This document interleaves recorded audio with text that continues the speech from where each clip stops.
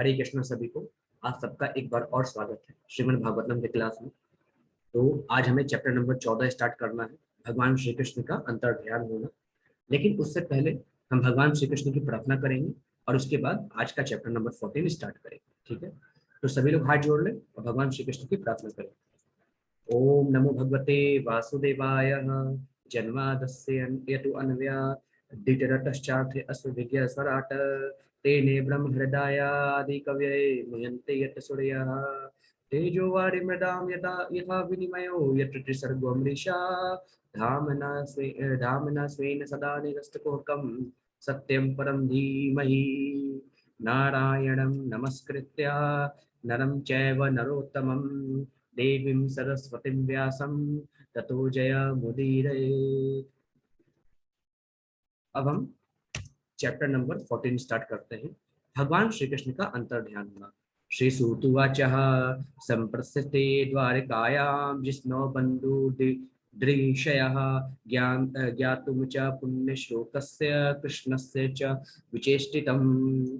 श्री सूत गोस्वामी जी ने कहा, भगवान श्री कृष्ण तथा अन्य मित्रों को मिलने तथा भगवान से उनके अगले कार्यकलापों के विषय में जानने के लिए अर्जुन द्वारिका गए। तो श्री सूत जी ने क्या कहा कि अब भगवान कृष्ण तथा अन्य मित्रों से मिलने के लिए अर्जुन और भगवान के और क्या क्या कार्य भगवान करने वाले हैं उनको जानने के लिए अर्जुन कहाँ पहुंचे? द्वारिका नगरी पहुंचे। ठीक है, फिर आगे व्यतीतः कतिचिन्मासा अस्तदा नाय अत्त तु अर्जुनः ददर्श घोर रूपाणि निमित्तानि कुरुद्वः। कुछ मास बीत गए किंतु अर्जुन वापस नहीं लौटे। तब महाराज युधिष्ठिर को कुछ अपशगुन दिखने लगे जो अपने आप में अत्यंत भयानक थे। अब चूंकि एक महीना बीत गया था लेकिन अर्जुन वापस नहीं लौटे, तो महाराज युधिष्ठिर सोचे कि कहीं कुछ अपशगुन तो नहीं है, कहीं कुछ गलत चीज तो नहीं हुआ है, कहीं कुछ गलत तो नहीं हो गया द्वारिका नगरी में। महाराज युधिष्ठिर को अपशगुन दिखने लगे और जो अपने आप में अत्यंत भयानक थे। फिर आगे कालस्य च गतिं रौद्रां विपर्ये अस्त दुर्धर्मिणः कापीयसे नृणां वार्तां क्रोध लोभान्वितात्मनाम्। उन्होंने देखा कि सनातन काल की गति बदल गई है। किसने देखा? महाराज युधिष्ठिर ने क्या देखा कि जो अपशगुन हो रहे हो किस प्रकार के हैं कि सनातन काल की गति बदल गई है और ये अत्यंत भयावह था। ऋतु संबंधी नियमितताओं में व्यतिक्रम हो रहे थे। सामान्य लोग अत्यंत लालची, क्रोधी तथा धोखेबाज हो गए थे। वे देख रहे थे कि वे सभी जीविका के अनुचित साधन अपना रहे हैं। तो यहाँ पे महाराज युधिष्ठिर ने देखा कि जो वातावरण है उसमें परिवर्तन आ रहा है। क्योंकि हमने जैसे पहले बताया था कि जितना जरूरत उतना वर्षा होती थी, ज्यादा गर्मी नहीं पड़ती थी, ज्यादा ठंडी नहीं पड़ती थी, लेकिन वातावरण में बदलाव हो गया। ठंडी जम के पड़ने लगी, गर्मी जम के पड़ने लगी, बारिश अनुकूल होती, कहीं सूखा पड़ जाता, कहीं एकदम जम के बाढ़ आ जाता। वातावरण में अनुकूलता आने लगी। लोग अपने जीने के लिए अनुचित साधन अपनाने लगे, चोरी करने लगे, डाका डालने लगे, लोग अपने घर में ताला लगाने लगे। महाराज युधिष्ठिर के राज्य में ऐसा था कि लोग अपने घर में ताला नहीं लगाते थे, लेकिन ताले का निर्माण होने लगा, लोग अपने घर में ताला लगाने लगे। अब लोग जो है अनेक अनुचित कार्य करने लगे, चोरी करने लगे, डाका डालने लगे, सिर्फ अपना पेट पालने के लिए। लोग लालची हो गए, क्रोधी हो गए, लोगों के मन में अनेक विकार उत्पन्न हो गए। तो इस प्रकार की चीज महाराज युधिष्ठिर ने ऑब्जर्व की कि अब सनातन काल में अचानक बदलाव कैसे आ गया है।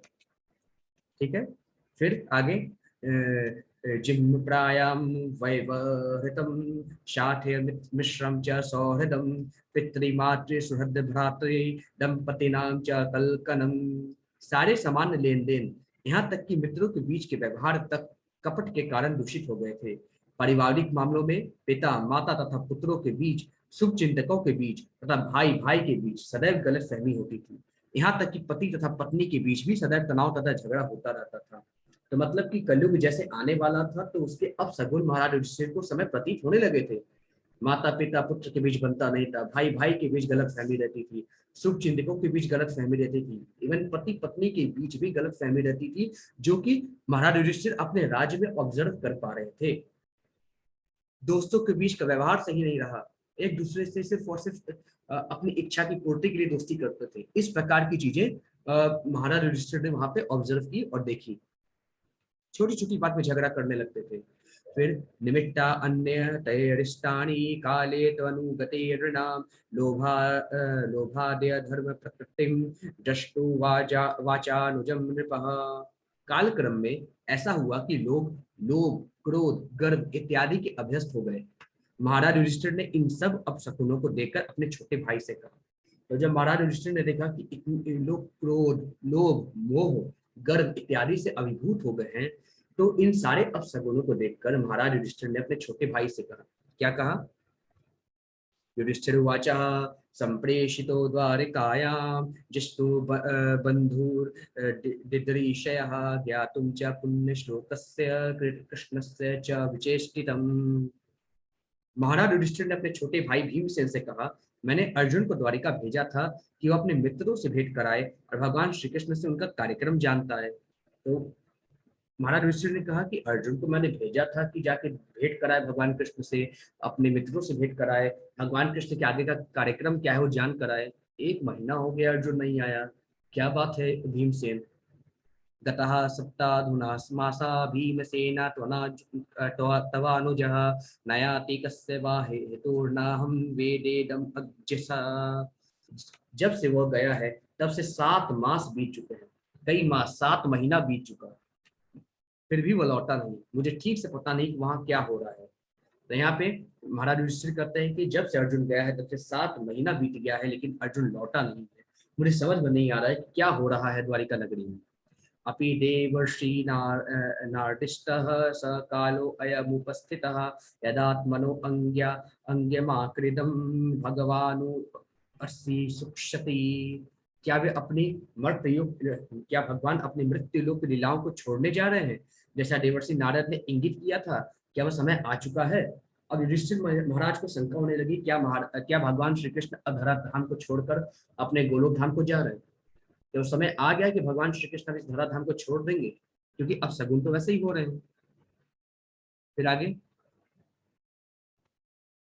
आगे युधिष्ठिर कहते हैं, यस्मानः संपदो राज्यम दारः प्राणः कुलम प्रजा आसन सपत्न विजयो लोकाश्च यदनुग्रह।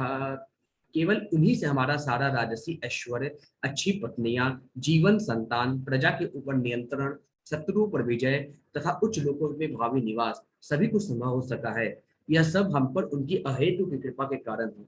तो युधिष्ठिर महाराज कहते हैं कि केवल और केवल भगवान श्री कृष्ण के कारण ही हमारा आर्य राजसी ऐश्वर्य है, हमारी पत्नियां अच्छी हैं, हमारा जीवन अच्छा है, संतान अच्छे हैं, प्रजा के ऊपर हमारा नियंत्रण है, प्रजा निरंकुश नहीं हुई है, शत्रुओं पर विजय प्राप्त हम कर सकते हैं, उच्च लोकों में भावी निवास हमारा है, सब कुछ श्री कृष्ण के ही बल पर संभव है।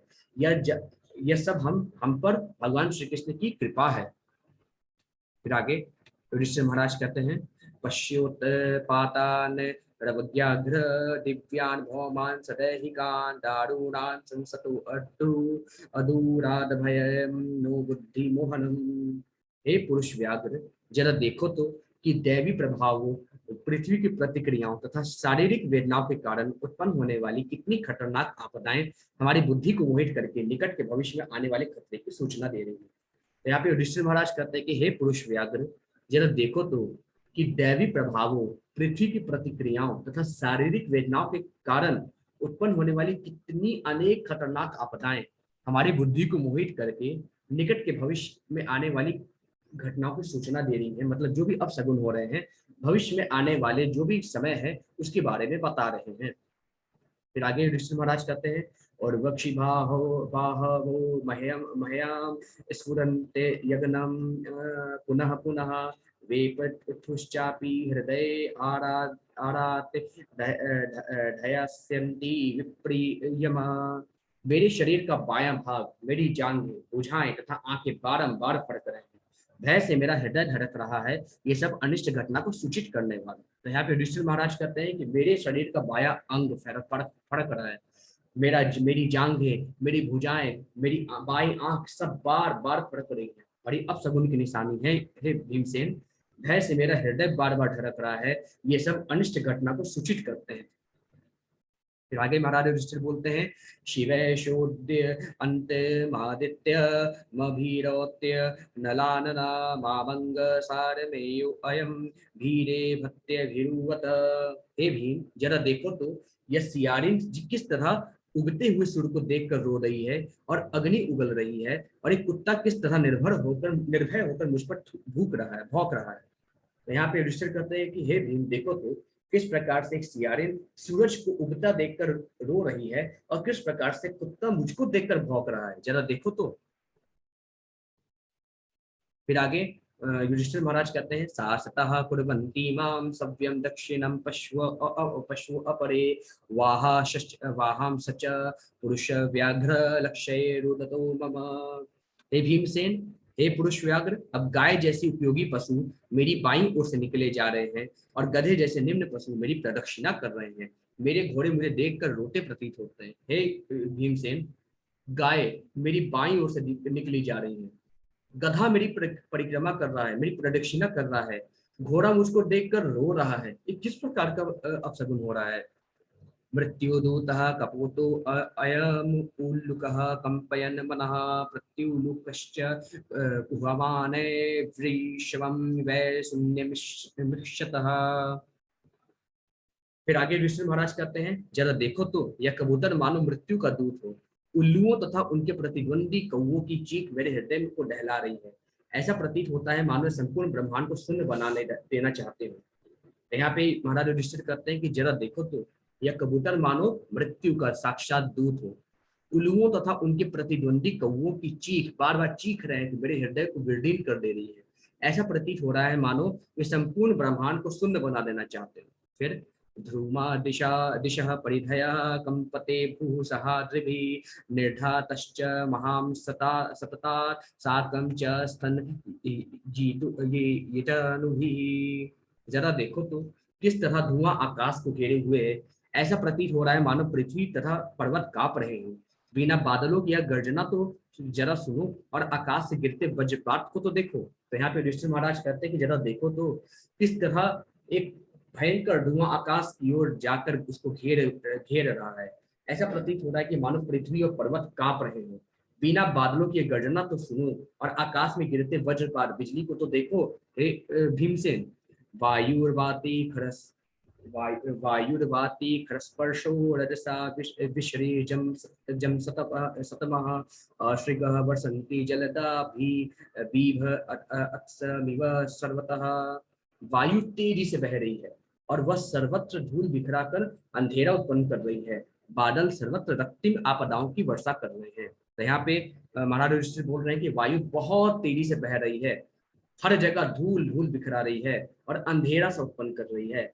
बादल सर्वत्र रक्तिम आपदाओं की वर्षा कर रहे हैं, अनेक तरह की रक्तिम आपदाओं की बादल वर्षा कर रहे हैं। ऐसा महाराज युधिष्ठिर कर रहे हैं। फिर सूर्यं हत प्रभं पश्य ग्रहमर्दं मिथो दिवि सस्य अंकुले भूत गणे जर्वनिते इव रोदसी।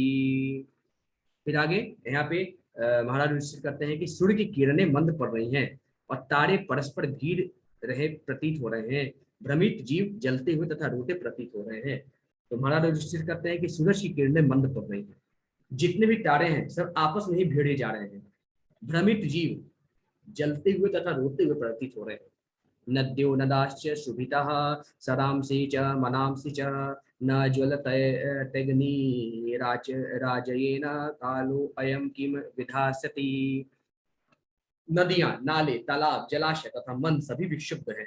घी से अग्नि नहीं जल रही है। यह कैसा सामान्य समय है, आखिर क्या होने वाला है। तुम्हारा युधिष्ठिर कहते हैं कि नदियां, नाले, तालाब, जलाशय तथा मन सभी विक्षुब्ध हैं। घी से अग्नि नहीं जल पा रही है। ये कैसा समान समय है, क्या होने वाला है। न पिबन्ति स्तनम वास्ता न दुहयन्ति च मातरः रुदन्तय सुमुखा गावो न हृष्यन्त यृषभाव्रजे। बछड़े ना तो गऊ के थनों में मुंह लगा रहे हैं, न गौए दूध देती हैं। वे आंखों से में आंसू भरे खड़ी खड़ी रंभा रही हैं, और बैलों को चरागाहों में कोई प्रसन्नता नहीं हो रही है। तो यहाँ पे महाराज युधिष्ठिर कहते हैं कि बछड़े न तो गाय का दूध पी रहे हैं, न गैया माँ का दूध ही दे रही है। वे आंखों में आंसू भरे हुए रंभा रही हैं, और बैलों को चरागाहों में कोई प्रसन्नता नहीं हो रही है। फिर दैवतानि रुदन्ति व स्विदन्ति हयुच्च च लन्ति च इमे जनपदा ग्रामाः पुरोध्याना कराश्रमः भ्रष्टश्रियो निरानन्दः किमधम दर्शन्ति नः। फिर आगे महाराज युधिष्ठिर बोलते हैं कि मंदिर में अर्चा विग्रह रोते शोक करते तथा पसीजते प्रतीत हो रहे हैं। ऐसा लगता है कि वे प्रयाण करने वाले हैं।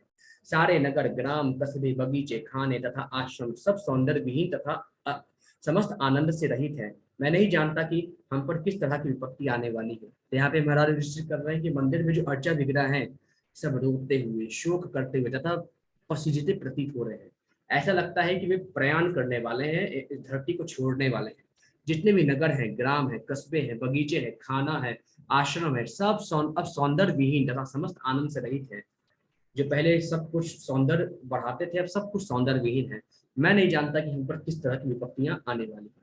ठीक है, अब श्लोक नंबर 21 से कल स्टार्ट करेंगे। आज तक के लिए बस इतना ही। सभी को हरे कृष्ण।